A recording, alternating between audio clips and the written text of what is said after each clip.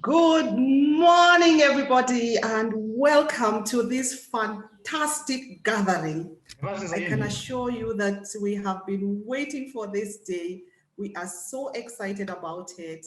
We are looking forward to discussing very heavy topics this morning.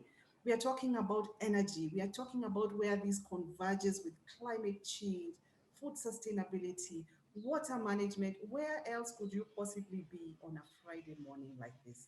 Well, it's morning here in East Africa. From wherever you are joining, if it's another time of the day, we still wish you good morning, because as energy professionals, it's always bright and there's always lights and there's always energy wherever we are and whatever we are doing. So a great good morning to all of you. Welcome to the second World Energy Day roundtable. We had the first one earlier on, and we were talking about climate change because the world was facing in that direction given the turnaround in the West towards the Paris Agreement. And today we are talking about the theme. We have an exposition of the theme that is running all our World Energy Day activities. And as we know, World Energy Day is in October, 22nd of October. But as excited energy professionals, we start at the beginning of the year. We have declared that we cannot wait for October. Why wait until October to be excited about energy? No, we do it the whole year. October is just the culmination of it. So karibu sana, as we say in Swahili, for non-Swahili speakers, this means just a great, good, big welcome to you. My voice is low, I understand. Let me figure out if my speaker can be a bit higher. Is that any better? Can I get a thumbs up if that is any better? Yes? No? No? Yes? A bit better. Okay, I have a thumbs up. Okay, great, great, great. So let's talk about just a few house rules, because when we have a great gathering such as this, we need some order in the group. And so therefore, we will request that we keep our mics on mute unless we are speaking. If we want to ask a question, we can put up the raise hands button or type in the chat and we'll be able to address that question. We ask that we avoid lots of movement all over the place and allow the speakers to do their thing, and we shall have great order and be able to run this with a lot of professionalism, because we are energy professionals and this is how we run with things. So World Energy Day is celebrated in October. We usually have lots of activities, webinars, social media activities, online activities on the ground in different places and different spaces. And we encourage you to join our WhatsApp broadcast. It's a broadcast. It is not a group. You will not get strange forwards and have WhatsApp apathy from us. So please, on the chat, we will post the link. If you want to join the community where we keep you updated, we invite you to events, we tell you what's happening, and you join the excitement of it all, please click on the link and join the WhatsApp broadcast. So why are we talking about energy sustainability in Africa? Why are we talking about food? And especially in this time when resilience is everything. COVID has taught us that we need to think resilience, we need to think sustainability, we need to think out of the box. We are living in a very volatile, what is called VUCA, volatile, unpredictable, complex, and ambiguous space. And as energy professionals, if we don't run with that change and talk about energy in the light of food sustainability, water management, climate change, we will not have done ourselves proud. And so we need to start these conversations now and move from conversation to action. So this is why we are talking about all of these things. We can't divorce energy and climate change. We can't. We can't run in silos. We can't. We must join, we must partner, we must have these conversations in the same place, and we must run activities that merge, not parallel activities, activities that synergize and merge. The same for water. The conversations around water are usually held separately from the conversations around energy, the conversations around moving this direction forward in terms of sustainability, clean energy, energy efficiency. We need to harmonize all of these conversations, and that is what we are attempting to do today. We bring to you great speakers. We request that you listen to them and you challenge them with questions. Don't leave any question unanswered. Let's have a great interaction with our speakers today. And before I introduce our first speaker of the day, which gives me great pleasure too. Let me first tell you about our handshake. You know, in the Kenyan context, handshake has become a conversation. Handshake has become something that we talk about in very different and great terms. But now I want to talk to you about an energy handshake that we have made. So the World Energy Day Secretariat, and let me pause just here and ask all the great people on this call, have I introduced myself? Or I'm just talking excitedly about all of these things, and you're wondering, who is this lady and why is she talking to us so much? Let me introduce myself. My name is Carol Gadhuru, and I'm the chairperson of the World Energy Day Secretariat. And as you can see, I'm very passionate about it. It brings me great joy. And my passion is to see all these sustainable development goals come alive through conversations around energy, because energy binds and ties all 17 goals together. So the handshake I'm talking about, which we have shaken, or what's the right English? We have shaken hands. Is that correct English? We have handshook, we have handshaken, we have clasped, we have whatever, fill in the blanks, is with a great, great organization in Uganda. We promised you last year that we were going regional, and that World Energy Day is an Africa conversation. And from last year's activities, it went beyond Africa and was a global conversation. So because we are having the conference in the Pearl of Africa this year, we've had a great handshake with the Uganda National Renewable Energy and Energy Efficiency Alliance, UNREEA, 3 E's. Don't forget the 3 E's in there. Energy, energy, and more energy. We've had a great handshake with them, and we are partnering with them this year to run all these activities and ensure that we take energy conversations to the next level, not in the continent, but in the globe. So please welcome on board UNREEA and all the officials and participants and members, and we have really handshaken and we are running with things together with UNREEA. So our first speaker does come from UNREEA. Fancy that, like how exciting is that? And I'd love to introduce you to Mr. Patrick Mulindwa. Mr. Patrick Mulindwa is an executive member of UNREEA, representing the Biomass Energy Efficiency Technology Association. He's an engineer, and he's done chemical engineering. He has a background in industrial chemistry, but his passion is in food processing, food storage, applied research in the food area, food preservation, bioenergy, value addition, you know, and all of that that comes through energy in the food space. He's also an author and a publisher of several journals. I need to share his bio. Maybe I'll do that in the chat so that you can see how Mr. Patrick Mulindwa is really the right person to talk to us today about this subject and representing UNREEA as we kick off the World Energy Day conference in advance by this mini series of webinars. So I'd like to open the floor for you, Mr. Mulindwa. Karibu sana, please talk to people. And after he has spoken to us, we can then ask the questions. Over to you, Mr. Mulindwa.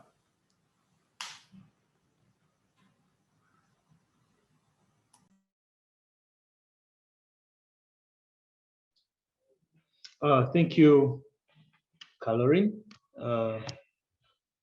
And good morning, all participants. I'm glad to have you here, and I'm very excited, Carol, just like you are, about energy, about sustainability, about being a good steward of the resources that we have been blessed with as a continent. It's very, very paramount that we think through that. There are a number of resources that we have, but maybe the question to ask ourselves, have we been good stewards or no? And because of that, then where does our future lie? Allow me share a few slides with you.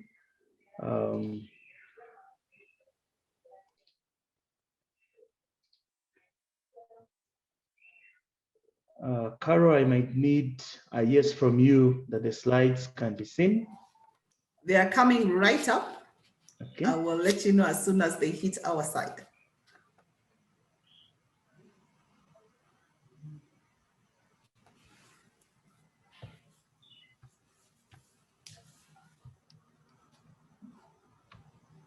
There we go. There we go. Perfect. That's good.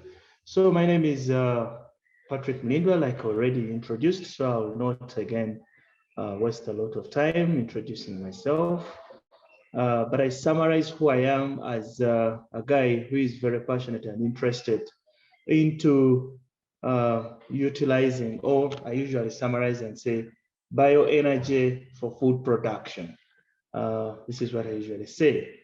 So how do we tap into the available resources to ensure sustainability and also climate change and ensure that we are safe, or even the generations to come are safe? So like she said, I'm an executive member on in UNREEA or UNREEA board. Like she said, there is an E there that I missed out.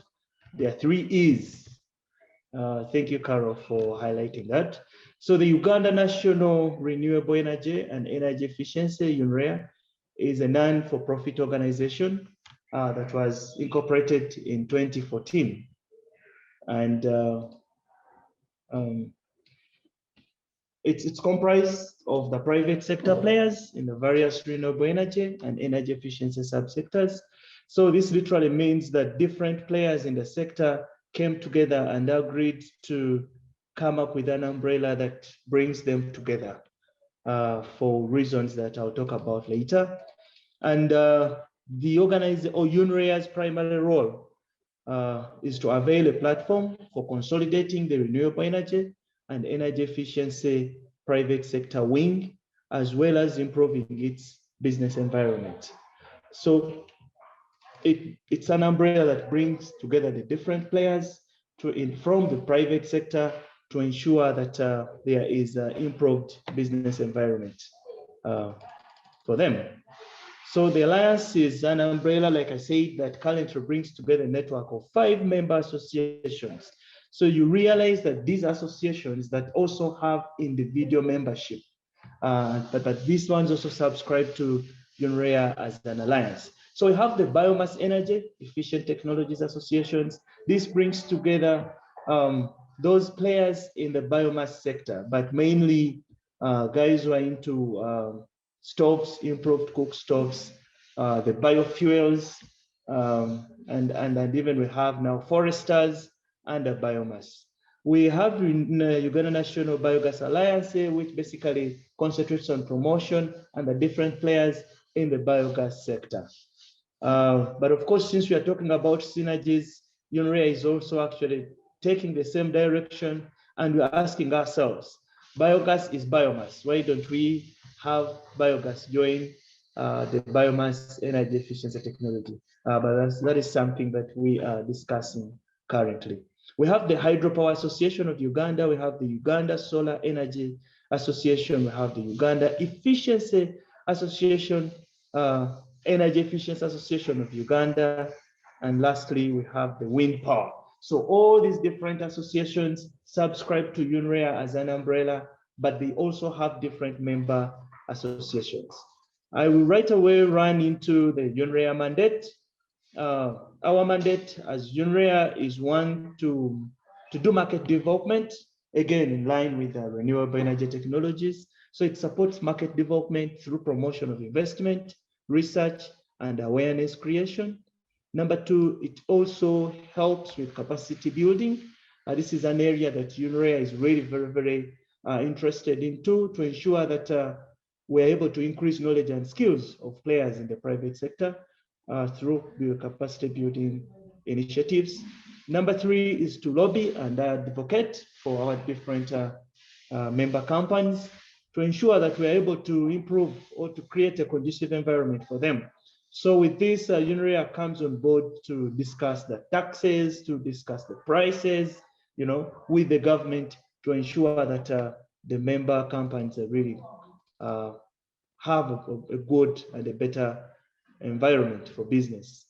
And lastly, UNREEA also ensures through voluntary self-regulating mechanism that the standards and quality of the different renewable energy products are met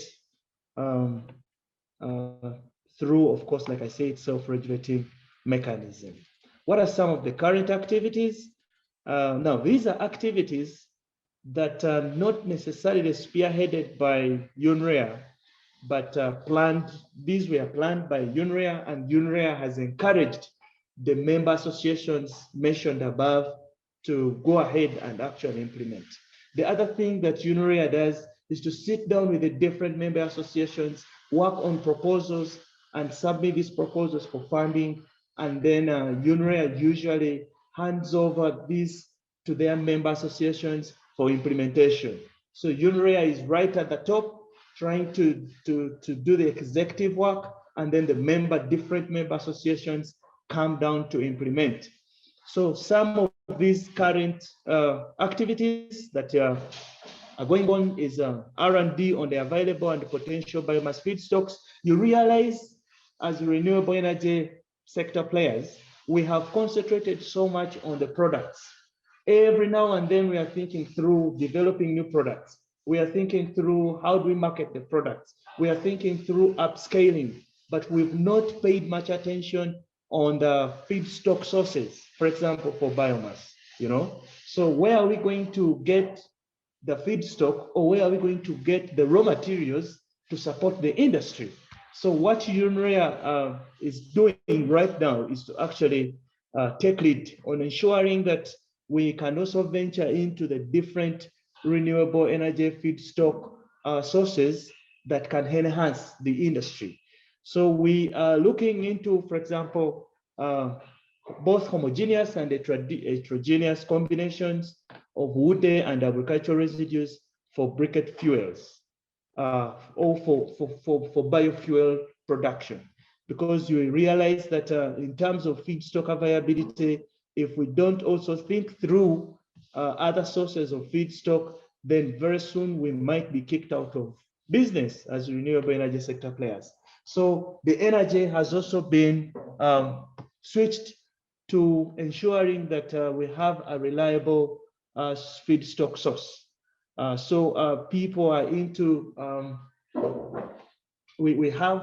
example, the current one we're working on, and this is being implemented by the Biomass Energy Efficiency Association, is how do we ensure that we bring on board bamboo for fuel production? Again, to replace the trees and all these other things that take quite a longer period of time, and hence promote good environmental practices. So what we're doing here is to think through a mixture or a combination of agricultural residues and then some other wood materials that we can use. The other one that is really, really perturbing and disturbing us is, even when people are talking about briquette production, they are still using charcoal dust as one of the raw materials. So again, we are concerned. If you're still using charcoal dust, you're still promoting deforestation. So we just want to eliminate completely the use of charcoal dust in briquette production by introducing other sources of raw materials that you can use. Why bamboo? Of course, some of you have already read about it, but why we are promoting it is because bamboo will take 5 years. A standard tree can't take 5 years to be used for some of these other things. So this is where we really gone into, and we even have some, for example, briquette fuels that have been developed by using, for example, maize cobs and bambucha. These are mainly carbonized briquettes. The other current, which is also a case study that is running, is the biogas project at one of the research centers in Uganda. And this is under the Namulonge Agricultural Research Center, which is within Uganda, and it is implemented by the Uganda National Biogas Alliance. So what is it about? What is happening here is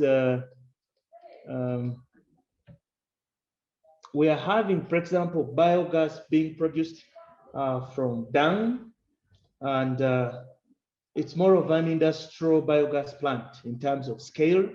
So we are trying to generate biogas, and it is being compressed and packaged as LPG, so to say, for cooking. We are also at the same time generating electricity using gas turbines from the same industry. And this is mainly used for food processing and milk preservation at the research center. We are also using, of course, the bioslurry stroke manure for crop production at the same center. As now this is one of the case study projects that we're having right now that is up and running, and it is a very, very interesting project. It is the first of its kind in Uganda, where we are actually generating electricity from biogas, and it is a large-scale production. So the other that we're doing through UNREEEA is promotion of home solar systems, solar irrigation for improved food production. And in addition to this, I realized I had skipped out something that is currently running is again the EcoSun toilet technology. Some of you have heard about it. But again, with this technology, which is being implemented at one of our collaborating or partner universities in Indeje, is of course the separation of the fecal and the urine differently, and then trying to think through utilization of the urine or urea as a fertilizer or even a biopesticide, and then trying to use the composite as a manure for food production once again. So the bigger picture here for us is to think through bioenergy for food processing, bioenergy for value addition, bioenergy for increased food production through the other waste products that are obtained as part of the processes that we use. The other one, again, on the promotion of feedstock sources is we've also ventured into promoting the third generational biomass feedstocks. For example, third generational are mainly the aquatic plants, you know, water hyphae and algae, to ensure that we reduce on the land for cultivation, you know, this competition for land. Because even when we are thinking renewable energy, the land is not increasing. So what happens is that even if you want to grow biomass or renewable energy or energy plants, you're competing with the land for food production. So we are also promoting and venturing into promoting third generation feedstock sources to ensure that, again, energy can be generated from aquatic plants. So in a nutshell, that's what we're doing. And some of our future prospects, as I conclude my simple presentation, is also to encourage and promote production of biochar for soil enhancement. You know, most of the time we are producing char for either fuels, solid fuels especially, but we also want to venture into char for soil enhancement and hence promote increased food production. We are also introducing portable biodigesters for biogas production, because some of these other technologies we've been promoting have not really been accessed as we thought, have not been adopted as we thought. So we realize that there are other underlying factors that are limiting this.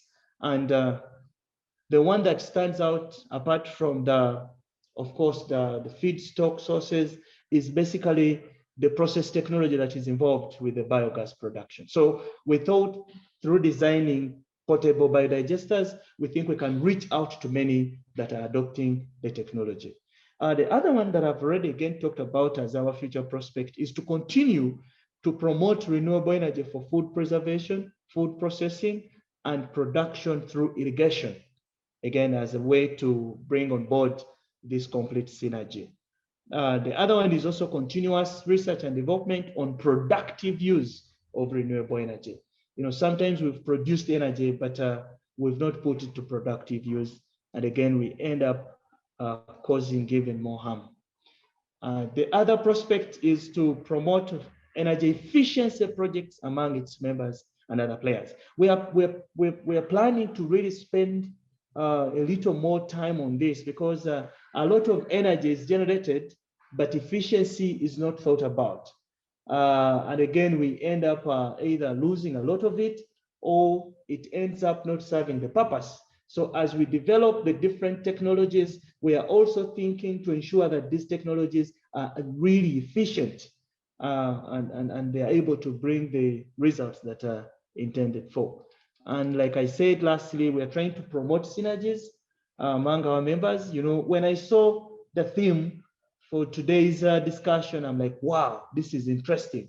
How I wish I can bring on board water experts and then the energy experts, and we put together a proposal that can actually bring on board all these ideas together. So I really welcome this idea. And this just reminded me of one of those proposals we put together again under UNREEEA, trying to generate biogas, but use this biogas for food production, for food preservation, use the slurry to improve on the soil fertility, hence improve productivity, and then use the electricity generated to purify water for water purification, but also use the electricity generated for irrigation, again, to increase on the food production. And then lastly, have the water recycled back into the system. And you know, this kind of synergy is what we want to see. And I think the theme fits well in what we are also thinking about. So with those few words, I beg to thank you for listening to me, and I welcome any questions that you could be having for me. Thank you, Caroline. Back to you. Great, great. I love your last remarks. Like, wow, where do we get the water experts and the food sustainability experts and the climate change experts and the energy efficiency and clean energy experts? They are all here. They are all here, Mr. Mulindwa. We are bringing them together because just like you have very pertinently put it, imagine the explosion that we can cause globally when all these experts come together. Imagine the kind of proposals and concept papers we can put together when all these minds are in one place instead of running in disparate directions. So indeed, this is it. The World Energy Day Secretariat endeavors to bring harmony, bring synergies together. You've talked a lot about synergy, and that is the main conversation, the nexus of all of these, and how can we synergize and stop having conversations in silos. I've really enjoyed what you have said. I can see we have handshaken with the right partner. We are in the right frame of mind. Great minds do think alike. You've talked about, as we welcome questions, please put your questions in the chat or put up the raise hand button and the moderators will ask you to unmute and ask your question. I just wanted to talk about something you said towards the end of your presentation about third generation sources.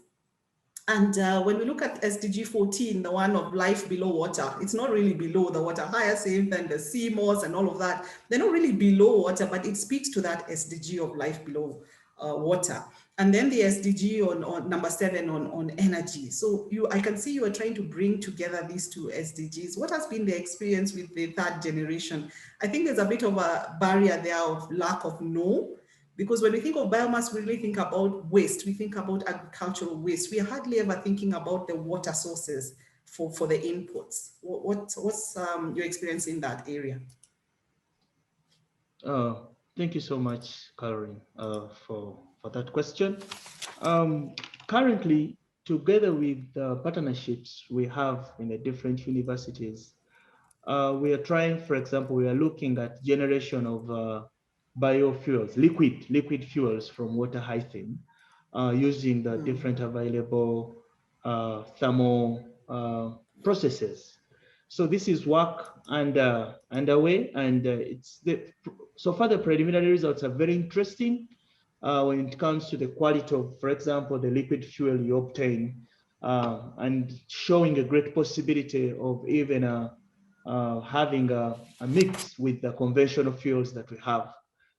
So the other one is we've again ventured into production of solid fuels, again from water hyphene, and the quality, for example, of the solid fuels, the briquettes, again, it is very, very interesting. Very interesting. And then the heterogeneous combination of, for example, agricultural wastes and water hyphene, again, makes the briquette come up with very, very wonderful quality properties that can easily be promoted.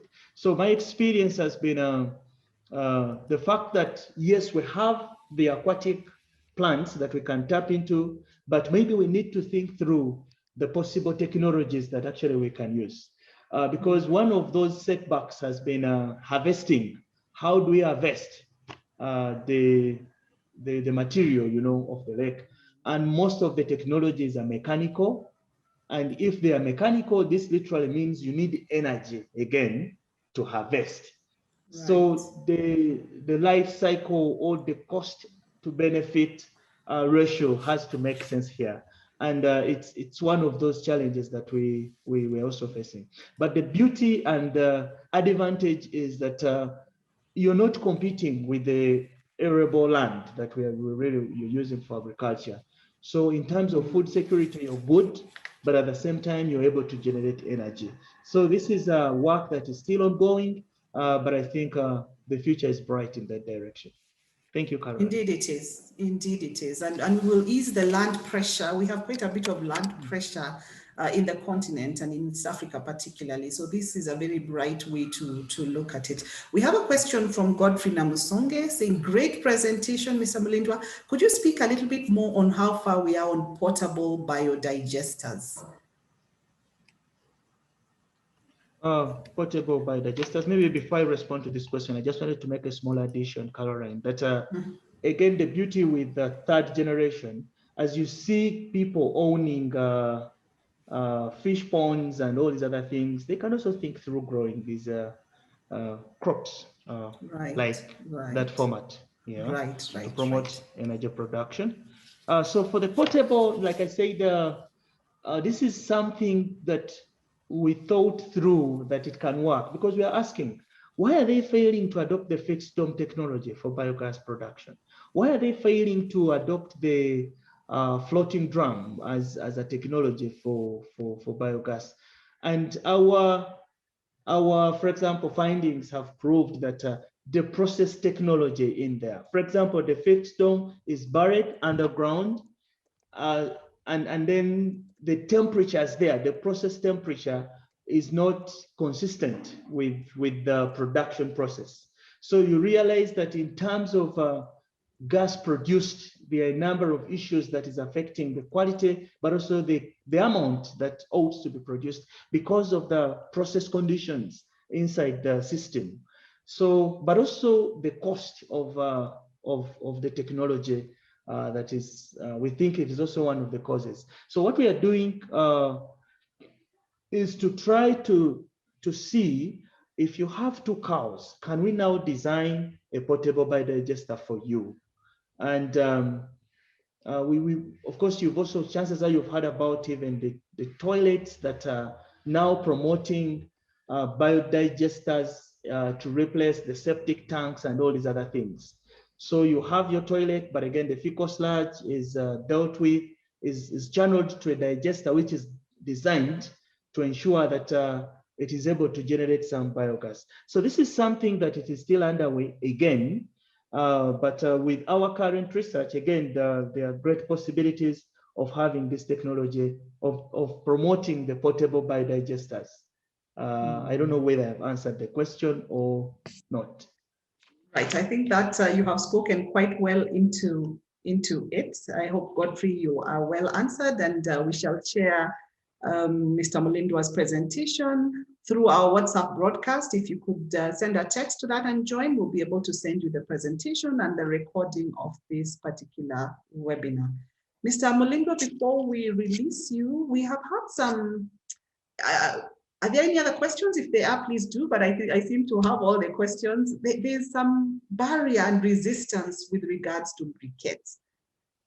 Logically in the head, when the message is spread, there's uptake, there's understanding.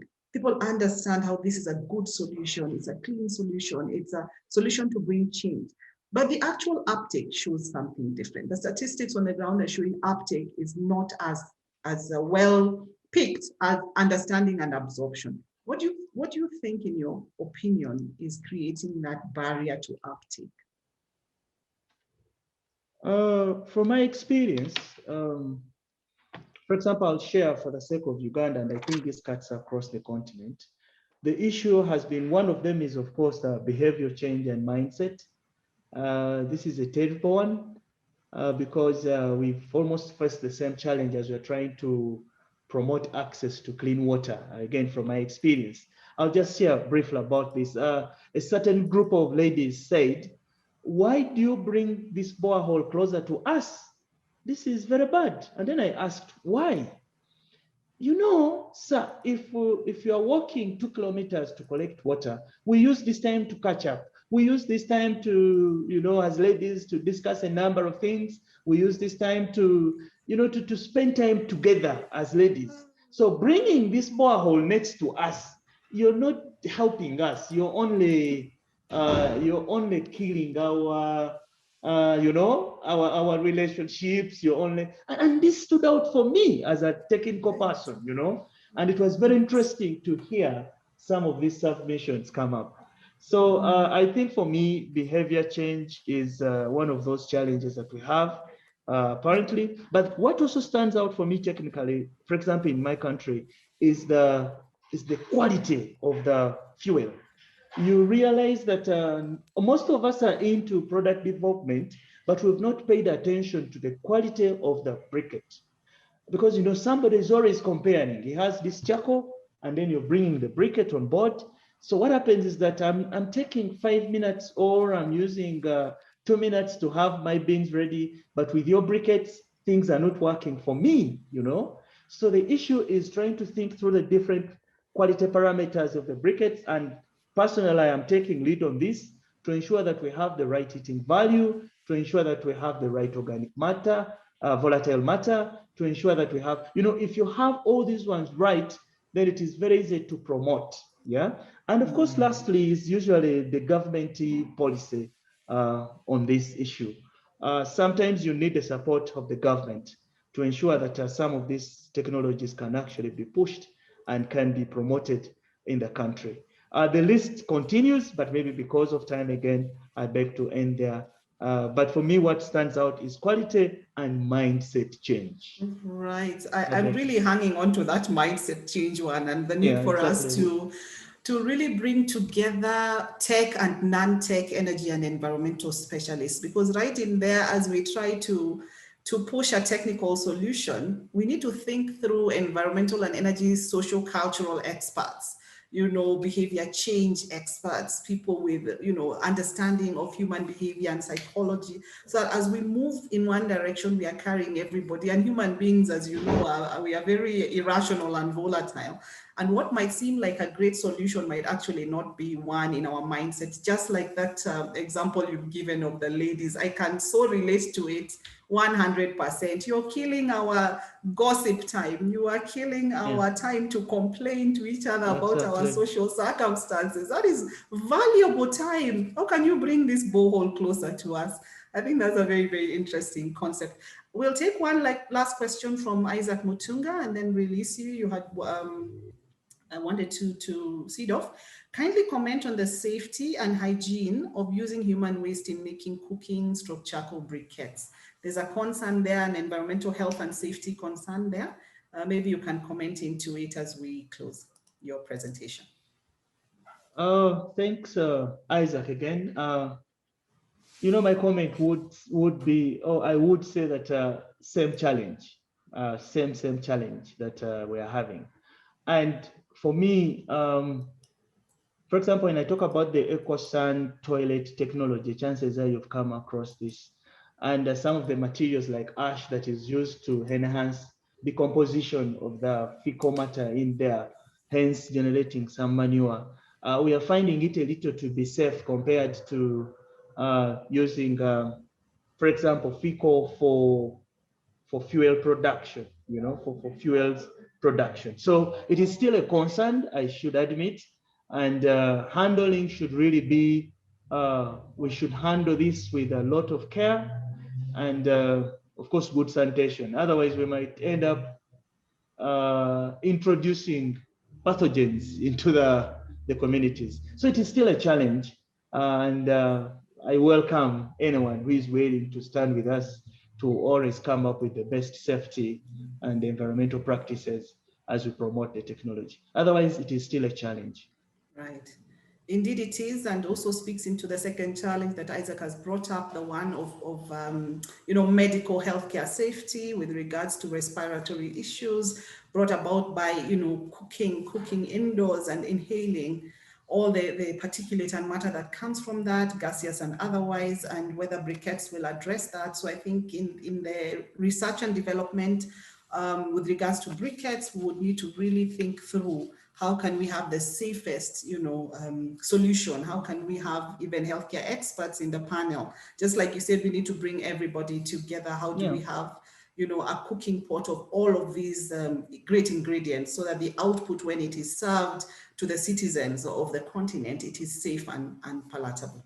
So I want to thank you so much, Patrick Mulindwa, for joining us and speaking so passionately. I can feel the passion through the screen.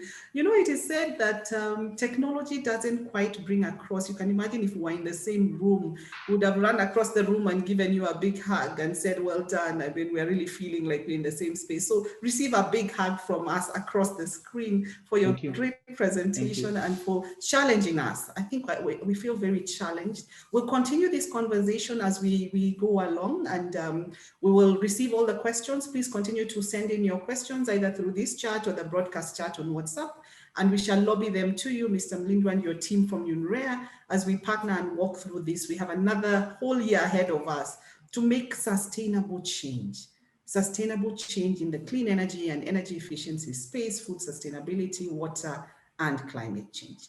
So I think let's take a quick poll before we usher in the next speaker. Let's see who's in the room and what is it, where does your work impact the most? So please respond to the poll on the screen. In your professional work, whether you're at a student level or you're working or you are consulting or in entrepreneurship business, where does your work impact the most? Are you in the food sustainability sector, water, climate change? Because we are talking about these three with regards to energy. We keep on polling the energy side, so we've left that one out for today.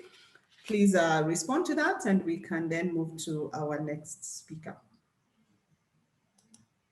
Maybe Caroline, before I say bye-bye, I have seen some questions. I think Prof. Prof. Eunice, you can contact me on, or I'll contact you on your email. I'm seeing it here. And Isaac, again, due to the interest of time, I might not be able to expound much on the indoor pollution versus briquettes usage, but this has a lot to do with quality of the briquette and maybe the binders. How much binder are you using?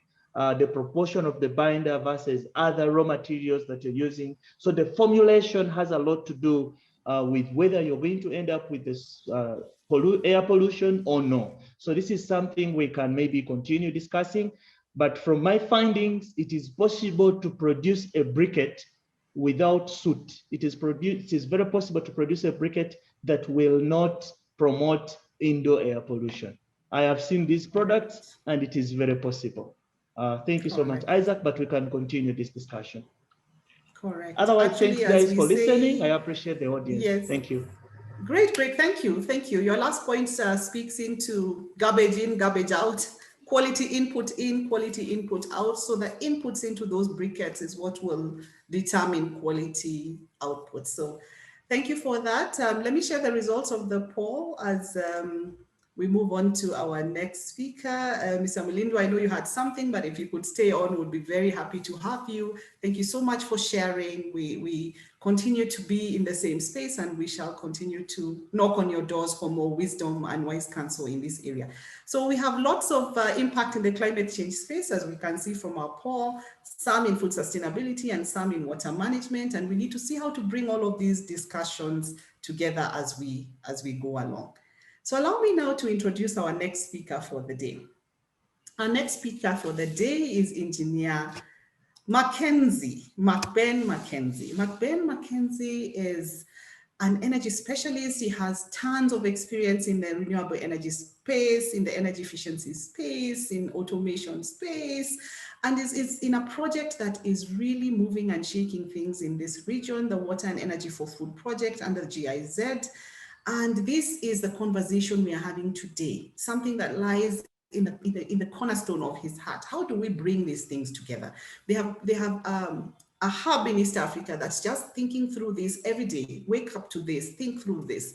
How do we have this on the ground? What do we do to bring all these conversations together? Because if they don't run in the same boat, then we will not have a sustainable outcome.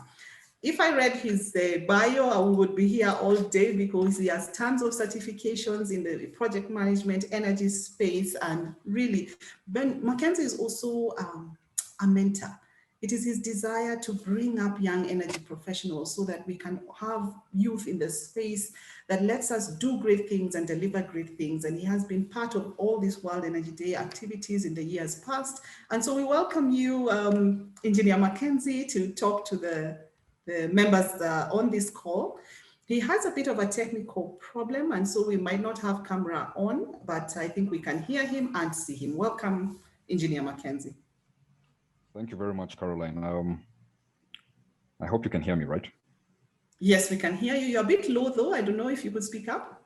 Can you hear me now? Yes. I have just shared my screen, so I also hope you can see that. Yes, we can see your screen. It's bright, colorful. Great, thank you. I'm really sorry. I'm not in a position to get my camera to function. So, I mean, we'll just have to work as it is right now. As mentioned, my name is Makenzi, currently engaged with the GIZ Global Initiative, Water and Energy for Food. And I'm really delighted to participate in this discussion this morning. Already Patrick and Caroline have mentioned quite a bit about the water and energy and food nexus. And I think we all acknowledge that this is really central to sustainable development. Again, I think we all acknowledge that, you know, the demand for all the three aspects is increasing. And this is courtesy of course, the rising global population, rapid urbanization, changing diets, and of course, the variances in the economic growth. So Caroline and our team basically invited me to speak about how the Water and Energy for Food project feeds into this particular topic, the nexus, and I think I'll jump straight into it. And I'll start by sort of describing what the initiative is all about. So We for Food, as we call it, Water and Energy for Food, is essentially a joint international initiative whereby we have contributions from the German government, courtesy of the Ministry of Economic Cooperation and Development.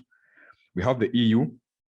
We have the Ministry of Foreign Affairs of the government of the Netherlands. We have SIDA representing the Swedish populace. And then we have USAID. And basically our activities are spread through globally through the countries which are in display here. We operate through the 4 hubs. And you can see that for East Africa, we are basically domiciled here in Kenya. So we sort of feed the region, Ethiopia, Malawi, Rwanda, Somalia, Tanzania, and Uganda. And our mandate covers all those countries for the case of East Africa. So this is basically the challenge, which I think is in discussion this morning. And at We for Food, this is how we look at it as, you know, being in a position to ensure that there's enough food and quality food for that matter for all people. And this is sort of executed with a respect to, you know, the limitations of the environment sustainably. And then again, this would be, of course, best done if we can couple this to creating jobs, improving livelihoods, and how we look at it and what we believe would be a possible avenue of doing all this is through innovative solutions. So at We for Food, Water and Energy for Food GIZ project, we look towards supporting innovative solutions and the scaling of the same. So in terms of the aims and how we basically sort of script our work, we have 4 mandates. The first one being, of course, to increase the food production, as I've mentioned, and to do so sustainably with efficient use of water and, of course, energy. And the process, of course, provide more job opportunities and improve livelihoods through increased income to the various value players in the chain. We believe this can be done through, of course, scaling up proven solutions and innovations. And to sort of sum all this up, we're looking towards ensuring that the climate remains resilient environmentally and with minimal effect on the biodiversity when it comes to, let me call them repercussions during the execution of the generation of food production and all that. So for the last 2 years or so, the Water and Energy for Food program has been working on the aforementioned objectives, and we've been doing this through several approaches as outlined in this slide. And you can see we have quite a number of approaches ranging from the well-known, almost standard approaches of creating an enabling environment through capacity building and advocacy. But less common would be the innovation course and the financial access modalities, which I'd want to mention a bit about. The We for Food project basically capitalizes on learnings from 2 previous projects, which some of you might be aware of, basically the Powering Agriculture project and the Securing Water for Food Grant Challenge. What happened is, with regards to the Powering Agriculture, this really focused on food and energy. The other project focused on food and water. So We for Food came in to couple the 3, looking at the nexus. And both approaches set out to work with the private sector players, providing solutions and interventions towards sustainable food production. And I'm sure most of you will agree with me that it is very difficult, albeit impossible, to effectively address climate change and food sustainability, or generally the nexus issues, without the active engagement with the private sector. So I'd want to talk about 2 approaches which we use at GIZ to do so, basically to engage the private sector, and more specifically the private sector addressing nexus issues. And the first one is through public-private partnerships. At GIZ, we call them integrated development partnerships with the private sector. And this is whereby we work closely with businesses that have come up with solutions addressing issues facing the water, energy, and food sector. And what we do is we seek to provide some form of subsidiarity to the entities to enable them successfully deploy their interventions, which can both be technical or business financial models. And ultimately, this would work towards allowing them to get these solutions to more people, reaching more clients, reaching new markets. And of course, ultimately, feeding towards this climate change agenda. How we do this, again, from now, a technical perspective, is we split the budget. So if you come to us, you have a solution that we think really makes sense, we'd look towards working with you on a 50-50% basis towards its implementation. Now, for those of you who have been following us for the last 2 years or so, I'm actually very glad to inform you that the innovation call will actually finally be out next month. And I know some of you might be asking, what is this innovation call? So this is a regional call for funding, and it's targeting small and medium-sized enterprises in East Africa, enterprises working on issues related to water, energy, and agriculture. And basically, the call will give an offering that will include financial assistance for business development. Additionally, there'll be an investment, advisory, and business development support. And lastly, the package will also include technical assistance in form of R&D partnerships, market studies, impact assessments, study tours, and training. So basically, the whole foray of technical assistance. Again, the call for funding basically aims at supporting climate-friendly and resource-efficient innovations. We can break it down at food and energy, food and water, or ultimately the nexus, food, energy, and water. So any innovation which any entity which has a solution, because this time around we are looking at scaling. We are not necessarily looking at startups. Yeah? So any solution which has been working within this scope and which has a proven technology or business solution and is looking towards putting it up, would be interested in working with you. So more information on the innovation call will be out publicly next month, whereby you'll get pretty much all the information that might allow you to decide whether this is of interest and how to go about applying to it. So I'll quickly jump into a case study, basically to demonstrate one of the partnerships that we are executing with a partner. And I'd want to talk to you about what we're doing with this company called Mionga Fresh. So maybe some of you know about it, maybe some don't. So Mionga Fresh is a private company, and it's domiciled here in Kenya. They supply both the local and the international market with fresh and dried fruit.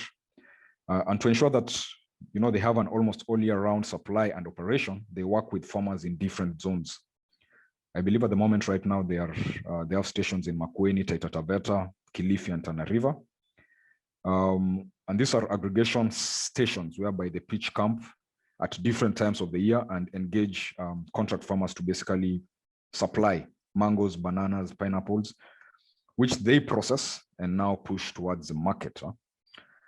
And basically, when they came to us, this was what we settled on working with them on. A 2-year engagement, of course, with cost sharing. This is the PPP approach I just mentioned, towards implementation of various activities around supporting climate resilience of farmers and climate smart mobile food processing. So we actually conducted a baseline assessment of 276 farmers together with them, and it came out that up to 20% of the mangoes produced in this region go into waste. And we felt this is a very significant amount.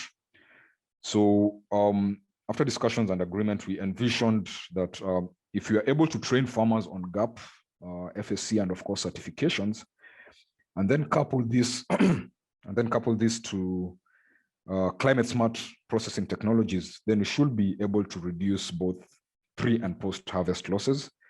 And this will hopefully translate to improved livelihoods through increased incomes.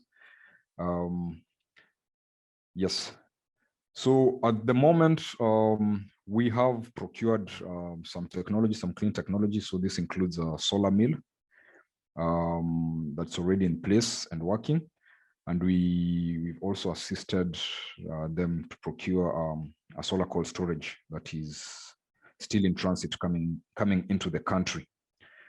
And then I'd like to finish up with some impressions of the project. So this is basically the solar mill. It comes from a company called AgSol. They have a portfolio of different mills. This particular one is powered, it's solar powered from a 1.8 kilowatt solar PV generator. And I think the battery pack should be around 800 amp hours. You can see that this is basically a container that has been retrofitted to allow for both processing, drying, and of course, we'll be supplementing the whole system with a cold storage mechanism. So this is it stationed. This is the one which is stationed in Taita Taveta. So the idea here is to have it mobile. Huh? So once the season is done, this can be moved to another location using a trailer and crane. Yeah, and that's it from my end. Thank you very much. Feel free to contact me at any given time. My email is displayed on your screen. Back to you, Caroline. Oh, great. I'm very happy that you've said back to me. What an exciting presentation. I'm excited on two fronts. One, to see this Mionga project. There's talk and then there's really seeing it for what it is.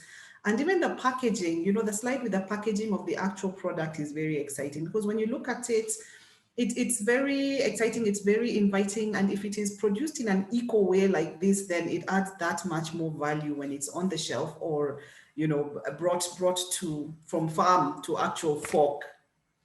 The other exciting thing is they call for innovations, they call for funding, they call for us to bring our concepts and our solutions so that we can partner together.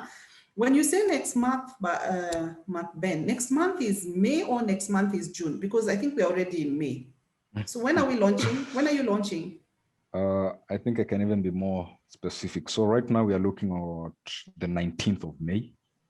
Okay. Yes, I hope we'll still be able to keep to that date. Okay. So all you good people on this call, by 19th of May, look out for this, because these are the partnerships we are talking about. This is how to scale and get things to the next level. And as you've heard, it's not really startup, it's scaling. So anybody out there with a solution that touches on any of this water and energy for food areas, please put your thoughts together. When we are putting our thoughts together, Macben, what would constitute a good proposal? We are accused as East Africans that we don't make good proposals, we don't put our thoughts down properly. What would constitute a good proposal? Just high level in your view. What would arrive at your table and you say, okay, let me take a look at this? I think for this particular round, based on the criteria, we automatically expect good proposals. I'm saying that because one of the criteria in this case would be entities which have been in existence for, I think, at least 18 months, so 2 years, 2.5 years, or rather 1.5 years. So automatically, these are companies which are already aware of the challenges they are facing towards deployment of their solutions. I would imagine such an entity would be able to elaborate quite clearly their needs. So a good proposal in general would be one that really feeds into the current affairs with regards to the nexus. We are looking at providing solutions to either food and water, food and energy, or someone or an entity which is dealing with all the three. So number one, of course, the entity has to be working within that nexus. We're expecting proposals from entities which at least feed on one of the three that I've mentioned. Again, we are expecting proposals from, as I've mentioned, companies which have a bit of traction. So they're looking towards scaling. So they have a proven solution. And basically, based on their experience, they've already identified challenges, and they're basically coming in for support towards addressing these challenges to allow them to deploy these solutions further to more markets and in a more effective way. I can mention the ticket sizes. So we'd be looking towards anything between 50 and 500K USD. Per entity. So that's, I'd imagine that's some significant money to allow one to move. Yes, okay. I think. But ultimately, as I've mentioned, I mean, once the call comes out, the information will really be all out there, guidelines on how to apply the process, etc. Very, very clear. And as it is said, opportunities come to those who have positioned themselves for readiness. So for all of you out here, please position yourself for this readiness as a partner, as a joint partaker, so that we can move this conversation of water and energy for food forward and make this continent just much more a better place. I welcome your questions. You can put your hands up. You can put your questions in the chat. Meanwhile, Macben, could you go back to the slide with your SDGs? I think that as well is a very exciting slide for me. It was towards the beginning of your presentation where you had put up the SDGs that this project is impacting. There we go. I think we're looking at a total of 1, 2, 3, 4, 5, 6, 7, 9. These are 9 SDGs. And you can imagine a project that actually addresses 9 SDGs. This is a high impact, far reaching, depth sinking project. And so for me, what speaks out loudly, especially at this time, is the job opportunities and increased income. Because without that, then there's no mental peace. And we know the kind of mental health issues we are addressing right now. And if a project can create income, can create sustainable livelihoods for people and be on the ground to do that, then the impact of that is much more than what we are seeing here. I think even the wellness one might need to be on your slide as well, Macben. And in this COVID situation where there's such COVID stress, people will eat. People will never stop eating. COVID or no COVID, the need for food sustainability actually even goes higher. And so therefore we need to think through that as this group of food experts, energy experts, climate change experts, and water experts, so that we can think beyond just what we are doing and to how we are going to make global impact at a very significant level.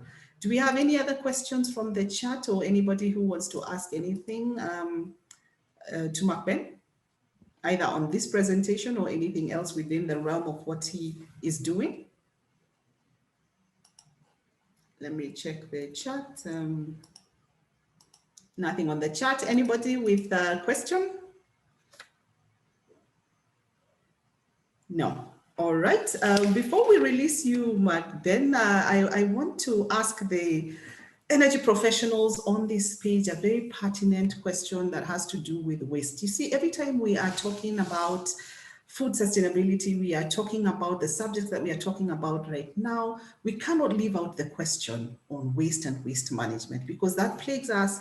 Solutions for it are really necessary, and we need to put our heads together and ask ourselves, what can we do in this space, even as we think about and talk about the subject matter of this theme today. So let me share my screen briefly. We have a quick fire. We have a quick fire. Please say quick fire. We have a quick fire. We have an energy professionals quick fire. And this is how we are going to do it. Please type your answers in the chat. Type your answers in the chat. So I'm going to lobby the questions that we are talking about the theme, and we're talking about waste management in the same breath. And so please, let's see how this runs. Please put your answers in the chat. There are only 10 questions. Question 1, screensavers reduce a computer's energy use. True or false? True or false? True or false? Do screensavers reduce the computer's energy use? True or false? True or false? True or false? Sorry, my screen is going up and down. I hope I don't jump to the next question over there. For some reason, I'm not able to see my chat. And Emily, please tell me what people are responding in the chat. I don't know why my chat is not showing on my screen. Is it true or is it false? What are people saying? What are people saying? What can you see over there? It's true, true, false, false, true, false, false. Many false, false, false. Many falses. Yes. All right. Kindly declare what the answer is. Emily, tell all these good people on the page, what is the answer? The answer is false. False. So all of you who said true, please know that it is false.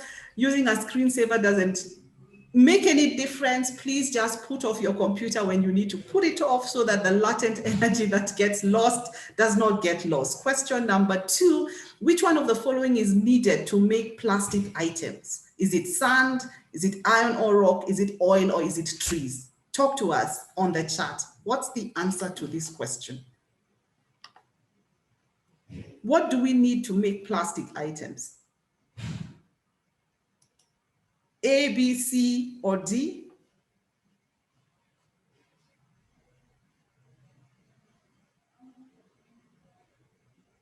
You have 30 seconds. 30 seconds, 30 seconds, 30 seconds.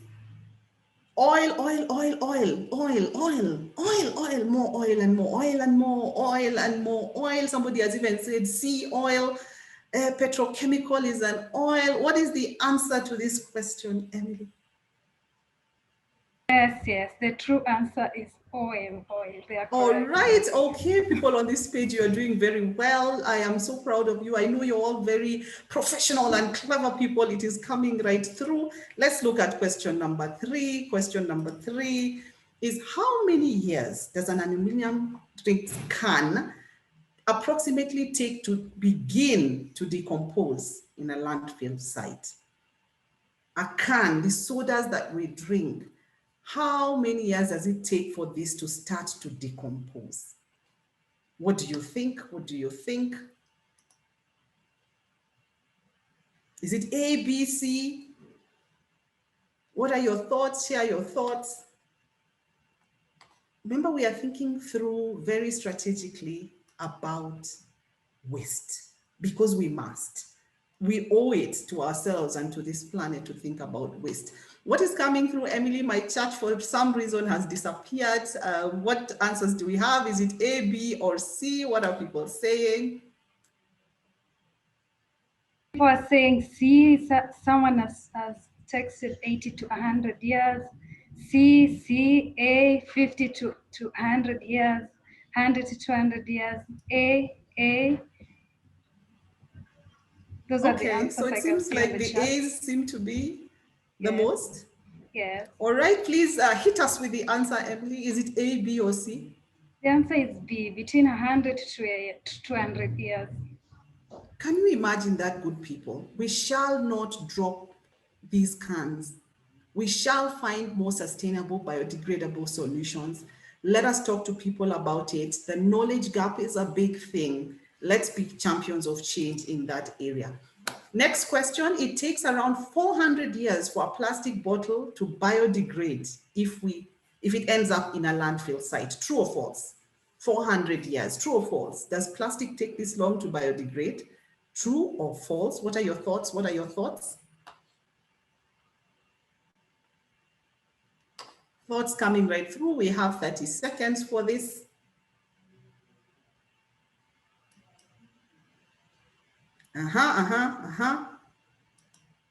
Okay, let me see. Suddenly my chat has come back. It wants me to see what people are answering here. True. Hey, everybody is on true. Let us see whether these energy professionals in the room have the answer right. Emily, what do you have? What do you have, Emily? And yes, the energy professionals as the answer. The answer is true, 400 years. Yeah, sad state of affairs. Sad state of affairs. I don't know how we can have the globe go plastic free. This plastic free conversation is an economic versus environment affair. If there was no economic side of it, I think we would have moved into a plastic free globe a long time ago. So how do we balance between these two? How do we balance? I think the onus is on us, all of us, on this page to be able to think about solutions for this. Let's go to the next question. Glass is 100% recyclable, but if sent to a landfill site can remain unchanged for A, 50 years, B, 1,000 years, C, 3,000 years plus. What are your thoughts? What are your thoughts? Is it A, B, or C? A, B, or C? Some people are saying B, some C, some 3,000 years, B, C, C. Okay. Are there any more answers? Are people stuck with B, 1,000 years? Okay, that seems to be taking the majority of the responses right there. C. There's another C. Pascaline says B. Okay. Emily, what's the great reveal? The answer is B, 1,000 years. Okay, so most people have this right. I don't know. I hope you're not very busy Googling. I know you're people of integrity, all of you on this page. Google is not your friend today. Let us see whether we know or we don't know. It is 1,000 years. That is still a very long time. All right, my slides seem to be jumping all over the place. I think it's the excitement of this whole quick fire. Let's do the next one. Which country produces the most waste in the world? We have 20 seconds to answer this. Is it India, Canada, Mexico, or Cuba? The most waste in the world. Where is the most waste coming from? Is it India, Canada, Mexico, Cuba? What do we have? Okay, your 20 seconds are up. Emily, what are people saying? My chat India, A. Almost everyone is on A. C. India, everyone is on India. Yeah. Oh, everyone is on India. Okay, please let me give you this answer. Emily, please allow me to say this one. Okay. You're wrong. You're all wrong. As you can see, I'm so excited to say that. You're wrong. But first and foremost, it means you're thinking about India. And I think we need to think about India at this time. May all the goodwill we have in our hearts go to India. The country is going through such a rough time at the moment. Maybe this was an opportunity just for us to think through how we can support India, even if it is just messages of goodwill and of hope, because really the country at this time really needs the world to rally around them and the challenges that are being faced there. That all said, can you imagine the answer is B? The answer is Canada. Did you know? Did you know the answer is Canada? Canada actually produces the most waste in the world. Fancy that. So we challenge you to go out there and research as to why and see what could or couldn't be done in that space. All right. Paper can be recycled up to 3 times before it becomes too thin and too weak and has reached the end of its life. True or false? True or false? This fact about paper, is it true or false that we can recycle it at least 3 times? At least 3 times. Doable? True, true, false, true, true, false, false, false, false, true, true. Okay, there seems to be a balance between truths and falses. Okay, Emily, what is this one? What is the answer to this one? The answer is false. The paper can actually be recycled 6 to 7 times. Okay, so good people, recycle, recycle, recycle. That is our message this morning. Paper can be really recycled and it can morph into different things. And so therefore, please take that information away with you. All right, recycling just 1 aluminum drinks can saves enough energy to power a TV or light bulb for an hour, 3 hours, 5 hours, A, B, or C. And we're looking in the chat to see who is really doing a good job and getting things right. B, B, B, C, C, A, B, C, C, A. Okay, an hour, 3 hours, 5 hours. This recycling thing is a resource. We are looking for resources. Here are resources right here if we recycle. Okay, Emily, what is it? There's still more B's coming through. What's the answer, Emily? The answer is B, 3 hours. 3 hours. Yes. Imagine 3 hours of power. The other day there was an issue with power token generation, and we were calculating the billions of shillings that were lost in that space of just not being able to have power. So imagine 3 hours of power. What could you do with 3 hours of power? All right. We are coming right about to the end of this. By recycling 1 glass bottle, enough energy is saved to power a computer for how long? 25 minutes, 15 minutes, 35 minutes. A, B, or C? A, C, C, A, B, A. Any more? A? Okay. People seem to think it's A, C. Okay, some C is coming in. Some A is coming in. Some more A is coming in. Is it A? Is it B? There's no B. People are not for B, Emily. They seem to be in A and C. What's the answer? What's the answer, Emily? The answer is C, 35 minutes. Well done to all the C's in the house. See, 35 minutes of computer time can save your life. It really can. We know how glued we are, especially in this COVID situation, how glued we are. Somebody says that you'd rather steal my bicycle, you'd rather steal my car, but don't steal my laptop. That is where we have reached. I don't know if it is an addiction. I don't know if we need to introspect, but if recycling can give us 35 minutes of computer time, fancy that. Okay, which country was the first to implement a waste to energy plan in Africa? Which country? Which country? Which country? Nigeria, Ethiopia, Rwanda, Morocco? Nigeria, Ethiopia, Rwanda, Morocco. Okay, let me see what people are saying. Morocco, Rwanda, Nigeria, Rwanda, Nigeria. Any more? Morocco. Let's wait for one more answer and then we reveal what the answer is. One more answer from somewhere? Somebody? Anybody? Is it Nigeria, Ethiopia? All right, another Morocco has come in. Emily, allow me to shock them with this one. I'm loving the shock therapy ones. The answer is B, Ethiopia.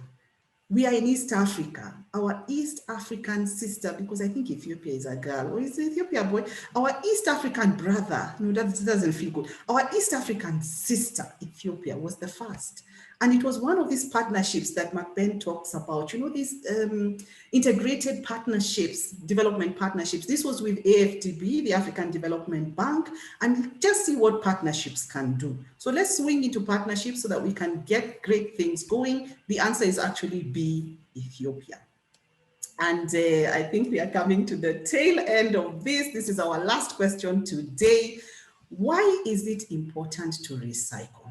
Is it to save energy? Is it to reduce pollution? Is it to protect the environment? Or is it to slow down the rate at which natural resources are getting used up? A, B, C, or D? What is the most important reason? Okay, we have lots of D's, all D's, C, D, C, D and C, C, okay, all right, B,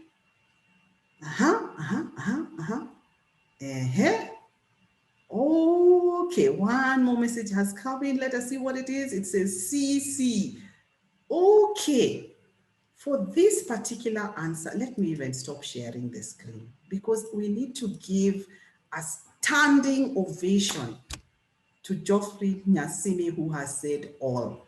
The answer is all. You remember where we had all those multiple choices and then one choice says all? The answer is actually all. Well done, Geoffrey. We hereby give you a gift from the World Energy Day Secretariat. Please get in touch with us to collect your gift. That is one super wise energy professional right there, Geoffrey. We see you. Well done. Thumbs up, everybody. Round of applause. You're talking about M-Pesa. This is a typical Kenyan. Ugandans in the house, please close your ears. This is not how Kenyans behave. We shall send you the gift and a lot of smiles and hugs across the screen. Well done.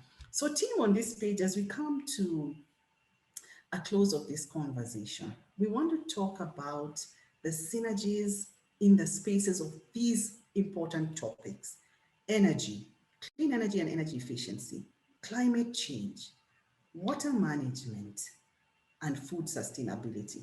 We cannot have these conversations in isolation. We must have them together. And the entire World Energy Day activities are built around this. And so let's launch the last poll before we close our activities today. Please respond to this question on the screen. Across Kenya and Uganda, because those are the majority of the persons on the page, which parties would be most influential in the three areas? The three areas is food sustainability, water management, and climate change, because energy is our main discussion. Please answer the two parties you feel would have the most impact. Please respond to that, and we should be good to go. Okay, we value your answers, your thoughts. Please give us your answers, your thoughts.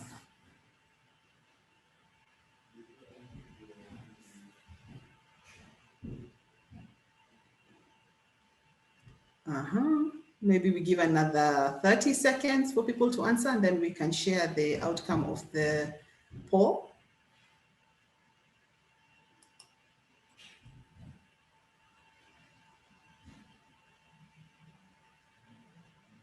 Okay, answers coming right up. Okay, so we are ending poll in the next 5 seconds. So please poll if you haven't polled. Which two parties would have the most impact, would be the most influential? What do you think? So we close the poll in 5, 4, 3, 2, and 1. Okay, here we go. Let me share the results. Most of us think government, and then consumers, and then people in the private sector, then NGO sector, then funders and civil society. This is what we think. Very interesting thoughts. So it shows where we should put more attention and where we should put our foot at. Those are the results. We were supposed to have a third speaker whom I am sure you're waiting for. Also, because of the World Energy Day Secretariat, we're very keen to hear the voice of inclusivity. So Lydia Mwithiga was supposed to come and talk to us about climate finance and talk to us about how to take advantage of the green funds that we have. How do we finance sustainability projects? How do we have climate finance? How do we have food sustainability financing? How do we have water management financing? How do we put all these things together? And then talk about the oil that glues this and runs this together. Lydia most unfortunately got a bit of a back injury and is not able to come to the call and sit on the call, and she notified us of the same. And so we bring that to you this morning, that our third speaker will not be available. However, we see it as a very golden opportunity, because you imagine the number of things we have talked about today, inputs, we are full. We need to listen to Lydia on her own. So we will dedicate the next online activity, our next activity, just to Lydia's conversation, because when we talk about financing, then we all need to rise to this occasion, bring our questions, think through it, find out how we can put together our papers for sustainability financing. What should we do? What are the do's and don'ts? What is her experience in that area? And she has a wealth of experience. And she keeps on saying that the funds are there.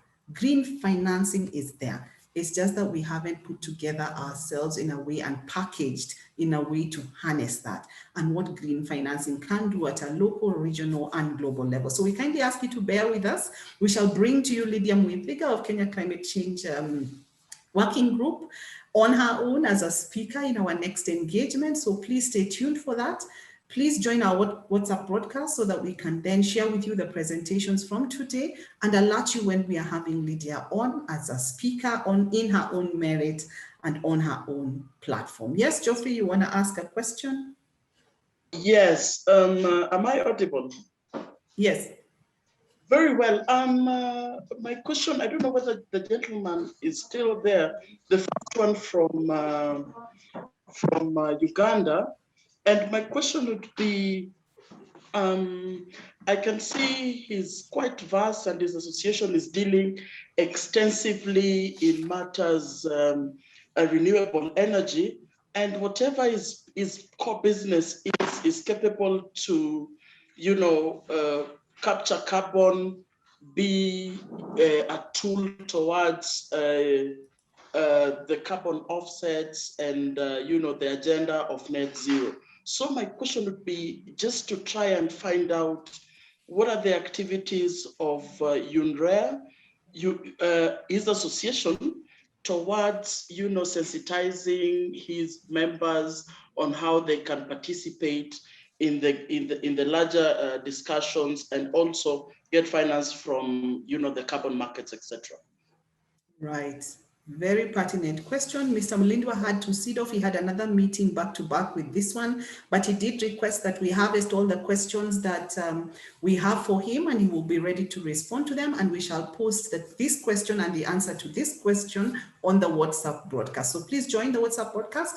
We shall respond to that question through Mr. Mulindwa's responses within the course of this coming week. Thank you for that question, Geoffrey. Very, very pertinent.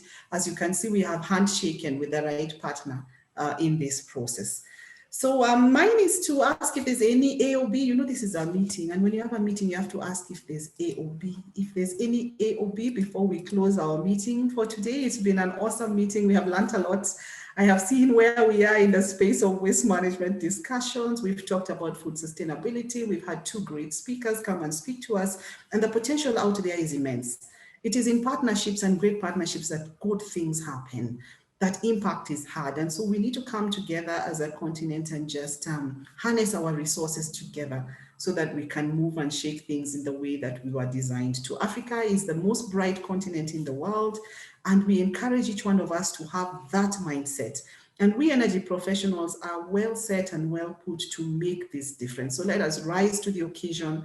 Let us be the agents of change, and let us speak life into what originally was not thought to have light. So that's where we are at. Karen, would you like to give a vote of thanks and thank all these wonderful people for showing up today, and then we can close this discussion. Over to you, Karen. Thank you so very much, Carol. And hello to everyone who has been able to join us. We would like to sincerely thank you so much for creating time this morning out of your busy schedules to show up and be here with us throughout for this Roundtable 2 in 2021. We really appreciate your time, and we hope that you're going to join us for the third Energy Professionals Online Roundtable, where we are going to have our lady who was not able to attend today. So thank you so much, everyone. All right, we receive your thanks, Karen, so well delivered with such grace. We have people on the page saying they would love to be presenters. Yes, please share with us your details on the WhatsApp broadcast. If there's topics you want to listen to, if there's speakers you want to listen to, please tell us, and we shall muscle the energy to bring these speakers to you. It's all inclusive. We are very partnership-driven Secretariat, so we want to listen to the voices of our internal customers that are you. Please talk to us. So it's 10:41 East African time. Allow us to let you go off into the weekend. It's the last day of the month. So we wish you a great month of May coming up, full of energy. May your month be totally energized, and may all the things that you do and touch create great sparks of energy within it. So that's our wish for you this morning. Allow us to say bye-bye to you. Thank you so much for coming and for spending time with us. We shall be in touch on our next engagement. So bye, everyone. Have a good day ahead.